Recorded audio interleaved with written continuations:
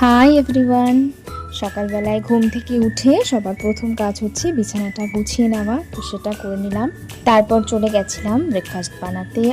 একটু স্যান্ডউইচের মতো বানাবো। ভিতরে স্টাফিংটা পনির আর তার সাথে চিজ দিয়ে করেছিলাম, খেতে খুবই ভালো হয়েছিল। আর তার সাথে নিয়েছিলাম একটু লাল চা। তো সকালবেলায় আমি লাল চাটাই খাই। আর এরপর দইয়ের সাথে একটু চিয়া সিড মিশিয়ে কিছুক্ষণ রেখে দিয়েছিলাম। এটা দুপুরবেলায় ভাত খাবার পরে খেয়ে নেব। তারপর চলে গেলাম স্নান করতে। আর বিকালবেলা হাঁটতে গেছিলাম, আর সন্ধ্যাবেলা গেছিলাম পড়াতে। পড়িয়ে বাড়ি আসার সময় একটু ফুচকা খেলাম অনেকদিন পর। আর তারপর চলে গেছিলাম, আমাদের এখানে গীতা পাঠ হয়, তোমরা জানোই, আমি সেখানে গেছিলাম। আমি যেতে যেতে শুরু হয়ে গেছিল, কিন্তু তাও আমি গিয়ে পুরোটা শেষ অবধি ছিলাম। আমি যে কাজে থাকি না কেন, আমি এই সময়টুকু বার করে আমি অল্প একটু সময় হলেও গিয়ে বসি। তারপর পুজো হয়ে যাওয়ার পরে আমরা সবাই মিলে প্রসাদ খেলাম। আর বাড়িতে এসে দেখলাম মা ধোসা বানিয়েছে।